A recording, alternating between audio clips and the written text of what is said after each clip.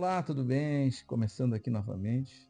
E hoje o tema do nosso papo vai ser sobre mais um cara que deixou uma pegada no mundo, principalmente para nós que somos interessados na perspectiva espiritualista, que é o famoso Chico Xavier, o médium de Minas Gerais, Chico Xavier.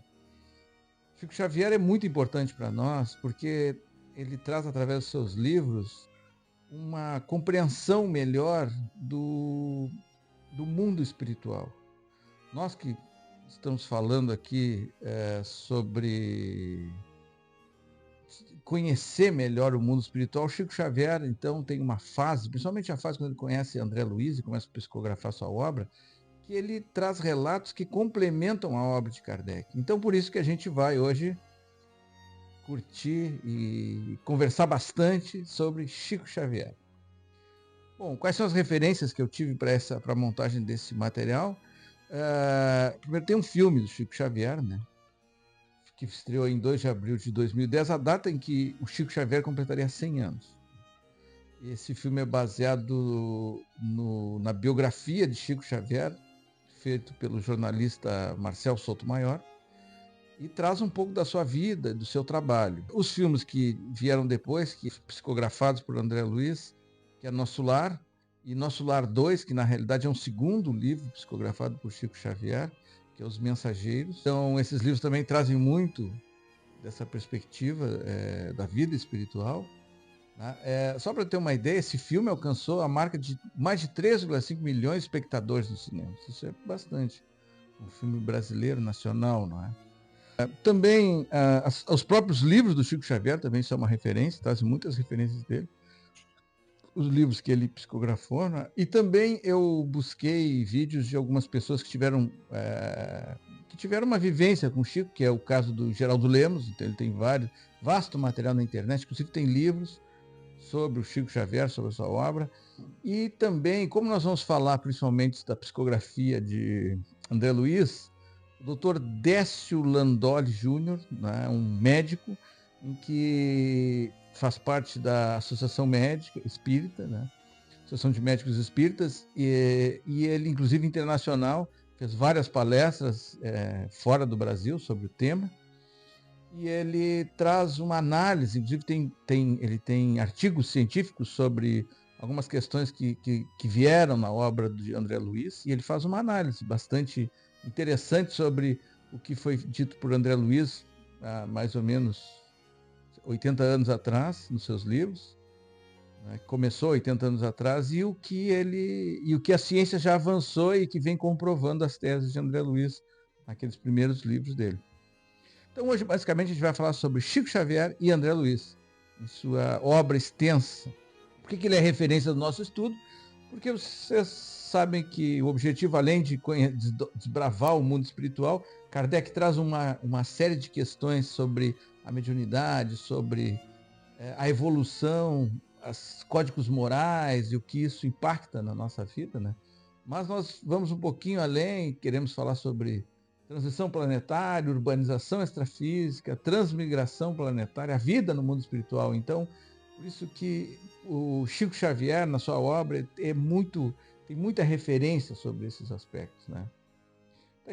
Talvez já existam milhares de vídeos sobre a vida de Chico e as obras de Chico, mas o que nós queremos aqui é trazer uma perspectiva didática para que a gente possa compreender o que vai vir a seguir com o nosso trabalho, principalmente relacionado à transição planetária, urbanização extrafísica, a transmigração planetária e a vinda do mundo espiritual. Bom, então Chico Xavier nasce em Pedro Leopoldo. A família que Chico nasceu era uma família de modestas condições. Então, filho de João Cândido Xavier, um vendedor de bilhetes de loteria, e de Maria João de Deus, uma lavadora católica, e ambos analfabetos. Isso é interessante, essa característica inicial da vida de Chico, muito, muito pobre, muito sofrida, muito sem acesso, sem recursos. A mediunidade de Chico teria se manifestado pela primeira vez aos 4 anos de idade, é o que conta. A mãe de Chico morreu quando ele tinha apenas 5 anos. Incapaz de criá-los, o pai dele reuniu os filhos e distribuiu com parentes, amigos, que poderiam ajudar ele, entre familiares, poderiam ajudar ele na criação dessa família. Nos 2 anos seguintes, o Francisco foi criado pela madrinha, uma antiga amiga da mãe, Rita de Cássia, que alguns biógrafos descrevem como uma pessoa um pouco cruel com o Chico, né? Vestia às vezes ele de menina, batia nele diariamente. Tem uma passagem que ela espetava o garfo na barriga dele, como a castigá-lo por alguma coisa. E depois, mais para o final, era por causa que ela achava que ele tinha alucinações, ou que era louco, falar com os espíritos, falar com quem ela não enxergava. A vida de Chico mudou novamente depois que o seu pai casou com Cidália Batista, onde ele, a própria dizem, né, que a própria Cidália pediu para o pai reunir, só que casaria se o pai reunisse todos os filhos novamente para viverem juntos. Junto com a Cidália, o pai de Chico teve mais 6 filhos, o que totalizou em 15 filhos. Então, ao todo, aquela família tinha. Em 1927, então com 17 anos de idade, Francisco viu-se diante de uma insanidade da irmã, que acreditaram que fosse causado por uma obsessão espiritual.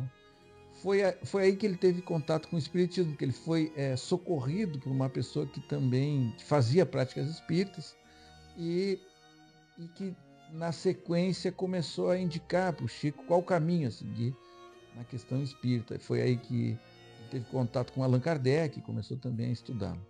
Em 1928, um ano depois, ele já publicava livros em periódicos como o Jornal do Rio de Janeiro, Almanaque de Notícias de Portugal. Nessa época ele passou a escrever poesias, cuja autoria atribuía a diversos espíritos. Tem até uma passagem, quando o Chico era pequeno, que ele ganhou um concurso de poesias na escola, em que ele confidenciava que não tinha sido ele que tinha escrito, que tinha sido um determinado espírito, poeta, né, que tinha escrito aquilo. Em 1931, em Pedro Leopoldo, ele perde a madrasta Cidália, quem ele gostava muito. Mas lá ele já havia fundado o Centro Luiz Gonzaga. Ele tinha 21 anos, só que ele tinha 3 empregos para sustentar as 17 pessoas que faziam parte daquele núcleo familiar, incluindo o pai, que parecia estar adoentado. Ele era o único com emprego fixo. Mas, a partir dessa data, ele começou a trabalhar para o Ministério da Agricultura. Existia, então, em Pedro Leopoldo, uma fazenda, que era considerada como fazenda modelo, onde se faziam pesquisas agropecuárias. E foi lá que ele foi apresentado por Emmanuel, onde ele já conhecia, ao espírito André Luiz.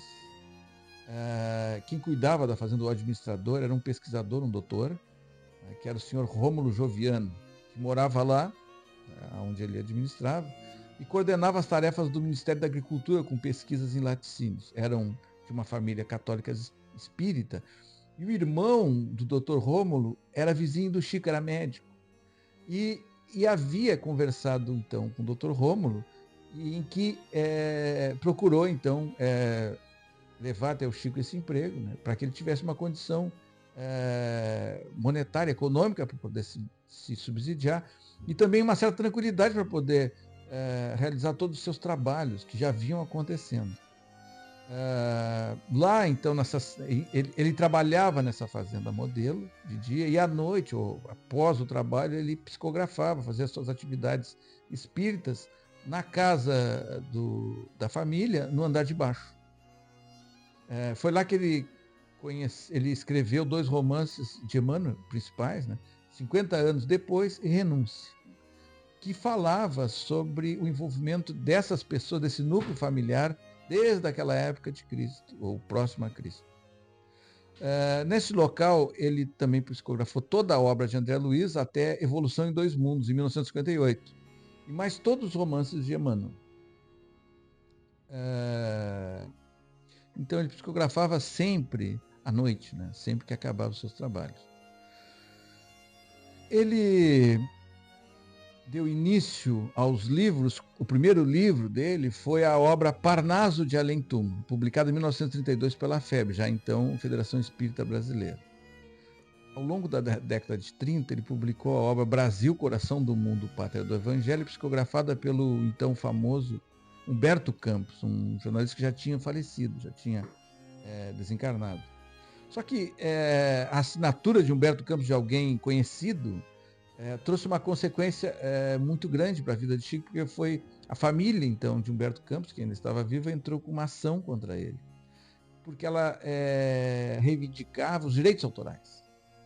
Chico foi defendido pela FEB, na época, ganhou a causa e o juiz decidiu que os direitos autorais se referiam à obra reconhecida em vida do autor. E que não havia condição daquele tribunal se pronunciar sobre a existência ou não da mediunidade ou dessa vida dos espíritos, ou da sequência da vida dos espíritos. Então, por isso se deu ganho de causa para o lado do Chico. Mas, para evitar possíveis futuras polêmicas, o nome do escritor falecido foi substituído pelo pseudônimo de Irmão X. Em 31 de 3 de 43, no final de março de 43, aniversário da morte de Kardec, Emmanuel fala para Chico sobre André Luiz. Então foi só lá em 43 que eles se conhecem. Né? Em 44, Chico lança O Nosso Lar, o primeiro livro de André Luiz, ou seja, há 80 anos atrás.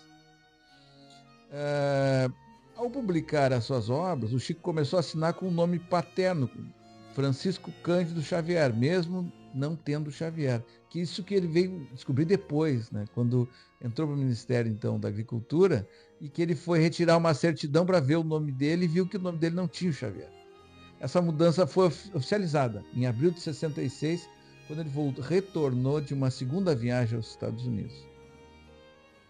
Em 1955, Chico Xavier conheceu pessoalmente o então estudante de medicina, Valdo Vieira, que resultou numa parceria espírita de uma década, onde eles escreveram vários livros também em parceria.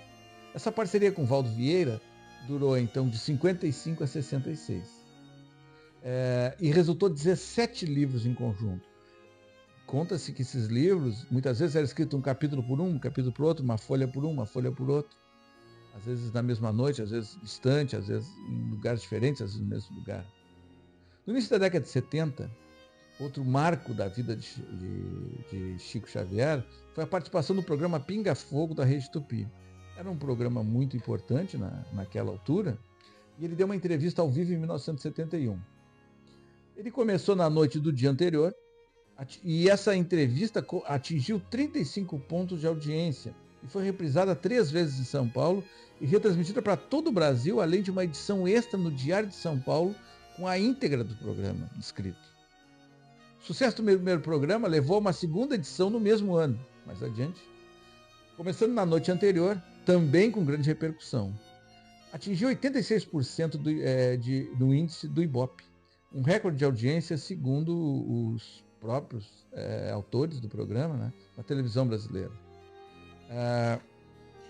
O apresentador comentava diversas vezes durante o programa que o fim estava próximo, que ia terminar o programa, mas sempre o programa continuava e tinha uma pergunta a mais, e assim entrou a noite nesse programa.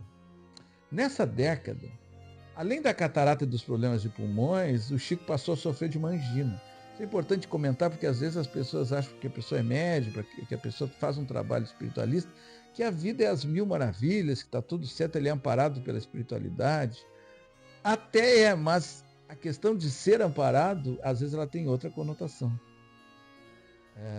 Em 1975, ele se desligou do Centro Espírita Comunhão Espírita Cristã e fundou em Uberaba o Grupo Espírita da Prece, onde ele passou a exercer suas atividades. De 1981 a 1982, ele foi indicado ao Prêmio Nobel da Paz, tendo o seu nome conseguido cerca de 2 milhões de assinaturas para o pedido da candidatura. Não ganhou. E até o ano de 2010 ele já havia vendido mais de 50 milhões de exemplares dos seus livros, sendo os direitos autorais de suas obras entregues a várias associações espíritas, dentre elas a FEB e outros núcleos espíritas, que foram se agregando aos poucos durante sua vida.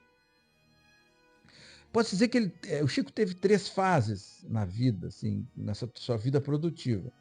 De 32 a 43 foi o chamado ao trabalho, né? O encontro com os mentores, as psicografias dos poetas, das pessoas de renome.